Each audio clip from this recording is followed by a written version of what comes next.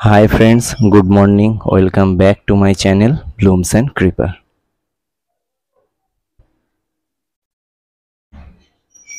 Hello friends, আজকে aglaonema গাছ সম্পর্কে আপনাদেরকে কিছু বলবো। এই অ্যাগ্লোনিমা গাছগুলো দেখুন। আগে আমার যে কালেকশন সেটা আগে আমি দেখিয়ে নিই, তারপর এক এক করে এদের সম্পর্কে আমরা আলোচনা করব। দেখতে থাকুন।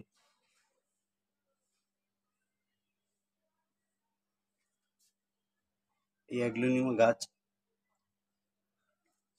কারো মতে 70-এর বেশি প্রজাতি আছে, আবার কারো মতে 120 রকম ভ্যারাইটিরও বেশি আছে। তো অ্যাগ্লোনিমা গাছ 120 রকম ভ্যারাইটি যদি আপনি ছাদ বাগানে নিয়ে আসেন, তাহলে আপনার 120 রকম ভ্যারাইটি রাখলেই ছাদ বাগান হয়তো ভরে যাবে। এবার শীতকালে আপনি যদি কিছু ফুল করতে চান, চন্দ্রমল্লিকা, গোলাপ ইত্যাদি, জাগার অভাব হবে আপনার। সেই জন্য অ্যাগ্লোনিমা গাছ সবার কাছেই দেখবেন কিছু ভ্যারাইটি আছে। অতএব আমার কাছেও আমি দেখাচ্ছি যে ভ্যারাইটিগুলো আছে, সেই ভ্যারাইটিগুলো দেখিয়ে যাচ্ছি। এবারে আমি বলি এই অ্যাগ্লোনিমা গাছ এর সয়েল সম্পর্কে। এই অ্যাগ্লোনিমা গাছ দেখতে পারেন আমি মাটিতে করেছি, আবার আমার কাছে কিছু কোকো চিপসেও আছে। কোকো চিপস, কোকো পিঠে করবেন না, এই টবটা হাতে তোলা দিয়েই দেখাচ্ছি আমি। এই দেখুন, আমি হাত দিয়ে তুললাম, এই টবটাকে আমি হাত দিয়ে তুলেছি মাটি থেকে, দেখতে পাচ্ছেন এতে মাটি নেই, এতে কোকো চিপস আছে। আপনাদের দেখাতে পারছি কিনা দেখুন। এবং এখানে দেখুন এর গোড়া থেকে চারাও তৈরি হচ্ছে, একটা নয় দুটো এদিক দিয়ে আছে, প্লাস আমি ঘোরাচ্ছি দেখুন এদিক দিয়েও একটা চারা তৈরি হচ্ছে। এবং এদের যে লিফের গোড়ার অংশটুকু, এই অংশটুকুও দেখতে কিন্তু দারুণ কালার, খানিকটা দুধে আলতা অর্থাৎ পিঙ্ক মতো কালার। আর গোড়ায় মাটি নেই দেখুন। এগুলো কোকো চিপস। আজকে জল দিতে দিতে বহুদিনে এগুলো আস্তে আস্তে গুঁড়ো হয়ে গিয়ে একদম কোকো পিঠের মতোই হয়ে যায়। তো সেক্ষেত্রে কোকো চিপস তবুও অনেক দিন বাদে কোকো পিঠে পরিণত হয়ে যাবে, কিন্তু কোকো পিঠ দিলে কিন্তু প্রথম থেকেই এত জল ধারণ করে রাখে যে আপনি গরমকালে যদি বা ঠিকঠাক রাখতে পারেন, বর্ষাকালে জলের মাত্রা বুঝতে না পেরে আপনার গাছের ক্ষতি হয়ে যেতে পারে। সেই জন্যে মাটি এবং আমি দেখালাম কোকোপিট, দুটোতেই আপনারা করতে পারেন। মাটি, সামান্য মাটিও দিয়েছি। এদিকে তাকালে দেখতে পাবেন এগুলো কোকোপিট বা কোকো চিপস। আজকে থাকতে থাকতে এগুলো গুঁড়ো হয়ে গেছে, কোকো চিপস আর চিপস নেই, পিঠে পরিণত হয়ে গেছে। তো যাই হোক, আমার যেটা বক্তব্য, আপনি মাটি এবং কোকো চিপস করতে পারেন, দরকারে কোকো পিঠেও করতে পারেন। কোকো চিপস বা কোকো পিঠের যেটা কথা, সেটা হলো গিয়ে জল ধারণ ক্ষমতা বেশি বলে মাটির থেকে। মাটিতে কি হয়, প্রতিদিনই প্রায় প্রায় জল দিতে হবে আপনাকে গরমকালে, কিন্তু চিপস বা কোকো পিঠে করলে রোজ আপনাকে জল দিতে হবে না, কারণ জল ধারণ ক্ষমতা ন্যাচারালি বেশি বলে জলটা ধরে রাখে। এবং বর্ষাকালে তো আরোই কম দিতে হবে। এবং একটা কথায় যেটা ভালো বলতে হয়, সেটা হচ্ছে কি, মিডিয়াতে আঙুল দিয়ে দেখে নেওয়াই ভালো যে মিডিয়া কী অবস্থায় আছে। যদি মিডিয়া শুকিয়ে গিয়ে থাকে, সেক্ষেত্রে আপনাকে জল দিতে হবে। আর যদি মিডিয়া ভিজে থাকে, সেক্ষেত্রে আপনি জল দেবেন না। এটাই হচ্ছে আসল জিনিস। ভিজে থাকতে থাকতেই জল দিলে গাছের শেকড়ের ক্ষতি হতে পারে। এই গাছগুলিকে অনেকে লিপস্টিক গাছও বলে থাকে। পাতাগুলো দেখুন কি সুন্দর। এবং আরও একটা জিনিস যেটা বলতে হয়, সেটা হচ্ছে এই গাছে ফুল আসে। আমি দেখাতে পারবো কিনা দেখছি চেষ্টা করে, কোনো গাছে ফুল আছে কিনা। হ্যাঁ, পেয়েছি আমি। এই গাছটায় দেখুন, চাইনিজ এভারগ্রিনও বলে এদেরকে, চাইনিজ এভারগ্রিন গাছ বা অ্যাগ্লোনিমা গাছ। এই যে যে কুড়িটা দেখছেন, এই কুড়ি এরকম গাছে আসে, আমাদের এই গাছেও আসে। মানে অ্যাগ্লোনিমার তো বিভিন্ন ভ্যারাইটি, সবুজ পাতা যেমন আছে, কালারিং পাতাও আছে। তো সবুজ পাতার থেকে মানুষ কালারিং পাতাগুলো একটু বেশি পছন্দ করে থাকেন আপনারা, মানে স্বাভাবিক কারণেই। আমি আগের ভিডিওতেও বলেছি যে সবুজ পাতা তো চারিদিকে তাকালেই দেখতে পাই, গাছের ন্যাচারালি সবুজ পাতাই হয়, কিন্তু সেক্ষেত্রে লাল, সিলভারি, অ্যাশ কালার, কালো, গ্রে, এই সমস্ত কালার হলে সবারই চোখে একটু ভালো লাগে, স্বাভাবিক কারণেই। তো এই যে কুড়িটা এসছে, এর থেকে একদিন একটু ফুলও হবে। তবে একটা কথা, এই গাছের ফুলের তো খুব একটা সৌন্দর্য নেই, এই গাছের পাতার সৌন্দর্যই আসল।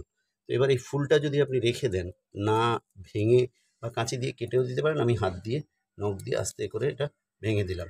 এইটা যদি আপনি না ভেঙে দেন, তাহলে যেটা ঘটে, গাছের এমনি কোনো কিছু হবে না যে গাছ মরে যাবে বা কিছু হবে, এরম কিছু নয়। কিন্তু এই কুঁড়িটাকে ফুলে পর্যবসিত করতে যে এনার্জি খরচ করবে গাছ, সেই এনার্জিটা যদি গাছ লিফের দিকে খরচ করে, নিজের স্বাস্থ্যের দিকে খরচ করে, সেক্ষেত্রে বুঝতেই পারেন গাছটা হেলদি হবে। কিন্তু এই কুঁড়িটা ফুলে পর্যবসিত হওয়ার পরেও যদি ফুলটার সৌন্দর্য থাকতো, একটা কথা ছিল, কিন্তু এই ফুলটার খুব একটা সৌন্দর্য হয় না। যার ফলে আমি বলছি যে এই কুঁড়িগুলো আসলে আপনারা ভেঙে দিতে পারেন হাত দিয়ে, বা কাঁচি দিয়ে কেটে দিতে পারেন। কাঁচি দিয়ে কাটলে আবার সেক্ষেত্রে কাঁচি ওয়াশ করে নেওয়া দরকার, কোনো কিছু যেরকম হাইড্রোক্লোরিন ইত্যাদি ইত্যাদি আছে, এগুলো দিয়ে কাঁচি পরিষ্কার করে নেওয়া দরকার। নাহলে লোহা থেকেও আবার গাছের ওখানে পচন আসতে পারে, বা কাটার পরে আবার সেখানে ফাঙ্গিসাইড দিয়ে দেওয়া দরকার। তো হাত দিয়ে ভেঙে দিলে সেসব কিছু আপনাকে করতে হবে না। তো যেটা বলার, এই গাছের সয়েল নিয়ে আমি বললাম, দু রকমই করতে পারেন, কোকোপিট, কোকো চিপস বা মাটি। মাটিতে করলে আপনাকে জলটা একটু বেশি দিতে হবে, কোকো চিপস বা কোকোপিটে করলে আপনাকে জল বেশি দিতে হবে না, কারণ জল ধারণ ক্ষমতা ওদের বেশি বলে জল ধরে রাখে, তাই জন্য আপনাকে জল বেশি দিতে হবে না। বর্ষাকালে তো বিশেষ করে আরও জল খুবই কম লাগবে। এবং এগুলো ইনডোর প্লান্ট, এগুলোকে খুব কম রোদে রাখলেও চলবে, এগুলোকে রোদে রাখলেই বরং পাতা ঝলসে যাবে। যেমন গরমকাল বলে আপনাদের দেখাচ্ছি, দেখুন সুন্দর সুন্দর পাতার কীরকমভাবে ব্রাউন কালার হয়ে গিয়ে পুড়ে যাচ্ছে। যদিও এগুলো মোটেই রোদে থাকে না, আমার এগুলো ছাওয়াতেই থাকে, তবুও যতটুকু রোদের গরম, ছাদে টিনের শেড আছে, সেই টিনের শেডের তলাতেই থাকে। যার ফলে দেখুন প্রত্যেকটা লিপের মাথার দিকে একটু ব্রাউনি ভাব এসে গেছে, রোদে পুড়ে যাওয়ার মতো। আর যদি ডাইরেক্ট রোদে রাখি, তাহলে বুঝতেই পারেন এগুলো কীরকম হবে, তাই না? তো সেই জন্যে সবারই হয়নি, এগুলোর ক্ষেত্রে হয়নি খুব একটা, যেরকম এইটার ক্ষেত্রে হয়নি খুব একটা, তবুও দেখতে পাচ্ছি এই যে এইটা একটুখানি হলেও মাথাটা ব্রাউন কালার হয়ে গেছে। তো সেই জন্য বলছি, এদেরকে একেবারে রোদে রাখবেন না, এরকম ছামা জায়গাতে রাখবেন, তাতেই এরা সুন্দর থাকবে। এবং ফুল এলে কেটে ফেলে দেবেন, ফুলটা এনার্জি অনেকটা নষ্ট করে ফেলে গাছের, সেই এনার্জিটা গাছ নিজের জন্য ব্যবহার করলে গাছের পাতাগুলো সুন্দর হবে। এর ফুলের সৌন্দর্যের জন্য আমরা এগুলো করি না, এগুলো পাতার সৌন্দর্যের জন্যই আমরা করে থাকি। এই অ্যাগ্লোনিমা প্লান্ট আপনি ঘরে সাজানোর কাজ করতে পারেন, ঘর সাজানোর কাজ করতে পারেন, এবং এগুলো ঘরে রাখলে এয়ার পিউরিফায়ারের কাজও এরা করে থাকে, বাতাসকে বিশুদ্ধ করার কাজও করে থাকে। অতএব এই গাছের এত কিছু গুণাগুণ থাকা সত্ত্বেও, এবং এগুলো সৌভাগ্যদায়ী গাছও বলা হয় এদেরকে, ঘরে রাখলে সৌভাগ্যদায়ী গাছ বলা হয় এদেরকে।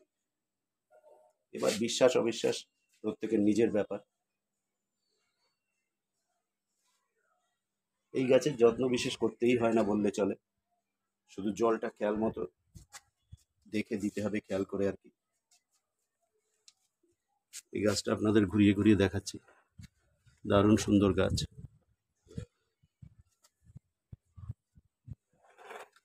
এবং এদের লিফের গোড়াগুলো দেখলে বুঝতে পারবেন, সুন্দর কালার, পিঙ্ক টাইপের, হালকা পিঙ্ক টাইপের, দুধে আলতা টাইপের কালার। এবং গাছের গোড়া থেকে দেখছেন চারা বেরোচ্ছে, তিনখানা চারা নিশ্চয়ই দেখাতে পারছি, তিনখানা চারা বেরোচ্ছে। অতএব এদের গাছ কিছুদিনের মধ্যে আপনার বুশি হয়ে যাবে, একটা টবের মধ্যে প্রচুর হয়ে যাবে। দরকারে আপনি যদি এর থেকে কাউকে দিতে চান বা বাড়াতে চান, সেক্ষেত্রে গোড়া থেকে, আর থাকে এগুলো বেশিরভাগই চিপস বা পিঠে, সেক্ষেত্রে গোড়া থেকে একটা গাছ ছাড়াতে খুব একটা কষ্ট হয় না, ছাড়িয়ে নিয়ে আপনি অন্য একটা টবে দিয়ে দেবেন। এবং যে কোনো গাছ বর্ষাকালে করাটাই ভালো, যখন কিনা ওয়েদারে ময়েশ্চার থাকে। গরমকালে করলে আপনাকে জলের দিকটা খেয়াল রাখতে হবে, এবং এগুলো করার সময় মূল গাছটাতে চোট লাগতে পারে বলে আমি বলি ওগুলো বর্ষাকালে করাই দরকার। সেক্ষেত্রে বুঝতেই পারেন যে কোনো গাছের ডাল ইত্যাদি কাটাকাটি, গোড়া থেকে গাছের চারা বের করে আলাদা করতে গেলে বর্ষাকালটাই ভালো বলে গণ্য হয়। তবে হ্যাঁ, বর্ষাকাল তো আর সারা বছরে বারবার আসে না, একবার আসে, অতদিন অপেক্ষা করে না অনেকেই। তো সেক্ষেত্রে যখন ইচ্ছা করতে পারেন, কিন্তু জলটা ঠিক মতো দেবেন, এটাই হলো ব্যাপার। তো শেষবারের মতো একবার সব গাছগুলো আপনাদের দেখিয়ে নিচ্ছি, আপনারা দেখতে থাকুন।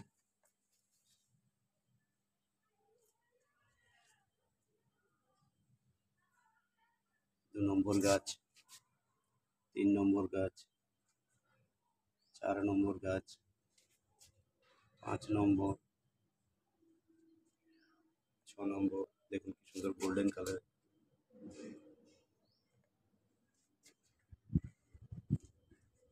7 নম্বর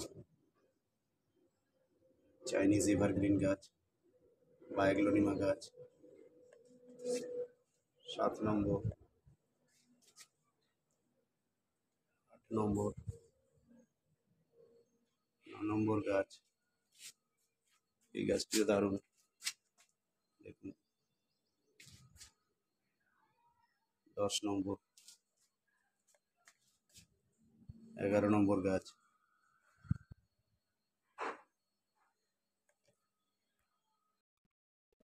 আজকের ভিডিও এই অবধি। যদি ভিডিওটি ভালো লেগে থাকে তাহলে অবশ্যই লাইক, শেয়ার, আর যদি চ্যানেলে নতুন হয়ে থাকেন তাহলে অবশ্যই চ্যানেলটি সাবস্ক্রাইব করে দিন। আর বেল আইকনটি অবশ্যই প্রেস করে দিন, তাহলে আপনার কাছে সবার প্রথমে আমাদের ভিডিও পৌঁছে যাবে। Thanks for watching. আবার দেখা হবে কোনো নতুন ভিডিওতে। ততদিন ভালো থাকুন, সুস্থ থাকুন, পরিবারের সাথে খুশি থাকুন, গাছ লাগান, প্রাণ বাঁচান। ধন্যবাদ।